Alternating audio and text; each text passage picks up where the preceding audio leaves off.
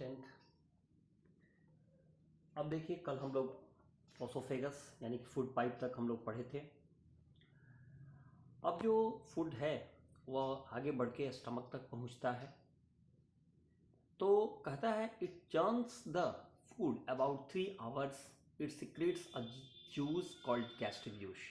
याद रखिएगा, आपके स्टमक में फूड एक तकरीबन 3 घंटे तक रहता है, उसके बाद ही यह स्टमक को खाली करता है। इसलिए आप फील करते होंगे 2.5-3 घंटे के बाद ही आपको भूख का एहसास होता होगा।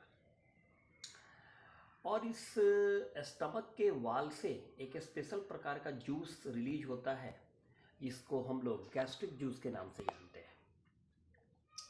अब इस गैस्ट्रिक जूस के बारे में जानिए। गैस्ट्रिक जूस जो है, उस जूस में 3 चीज़ पाया जाता है, mucus, hydrochloric acid and pepsin. काफ़ी इंपॉर्टेंट टॉपिक है ये गैस्ट्रिक जूस, क्योंकि इससे सवाल बहुत ज़्यादा रहता है। म्यूकस, जैसा कि आप देख रहे हैं, म्यूकस के बारे में क्या बता रहा है, कह रहा है क्या कि it saves the inner lining from hydrochloric acid. देखिए, हाइड्रोक्लोरिक एसिड, जैसा कि आप जानते हैं, हाइड्रोक्लोरिक एसिड जो है वो बहुत ही स्ट्रॉन्ग एसिड है और उसका बैड इफेक्ट हो सकता है on the inner wall of the stomach. तो उसको सेव करने के लिए पहले म्यूकस का एक लेयर बन जाता है, इनर लाइनिंग बन जाता है, ताकि हाइड्रोक्लोरिक एसिड का इफेक्ट जो है वो बैड इफेक्ट नहीं पड़े उस पर, हमारा जो इनर जो लाइनिंग है वो सेव रहे। तो म्यूकस कोई आपके लिए नया वर्ड नहीं है, क्योंकि आप जानते हैं नाक में जो चिपचिपा पदार्थ निकलता है वो भी म्यूकस है, कान में निकलता है वो भी म्यूकस है। तो ऐसा ही म्यूकस निकलता है जो स्टमक की इनर लाइनिंग को सेव करता है। किससे? तो हाइड्रोक्लोरिक एसिड से।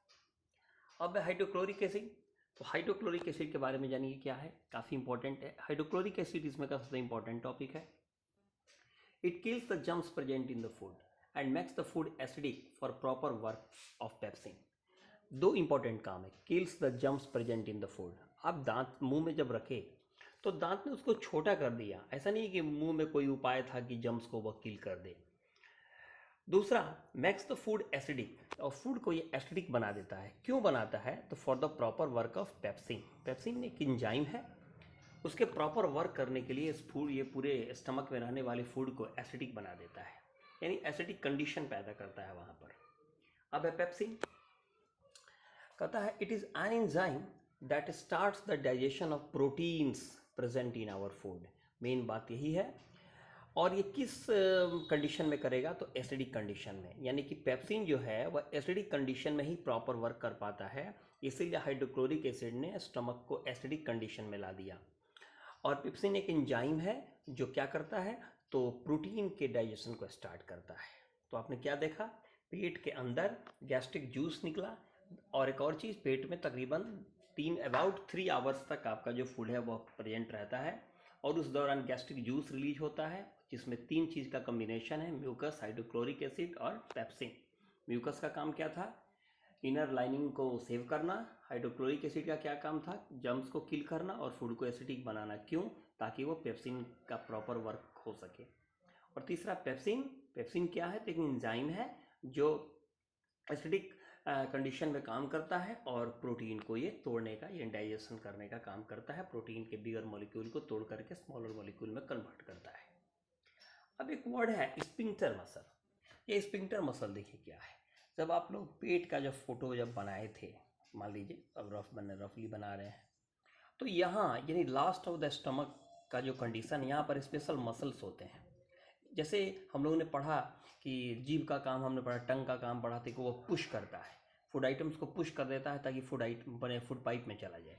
तो उसी तरह लास्ट ऑफ द स्टमक में भी कुछ स्पेशल मसल्स होते हैं, पढ़िए। There presence is at last of stomach that helps to push the food from stomach to a small intestine। यह भी उसी तरह पुशिंग करने का काम करता है।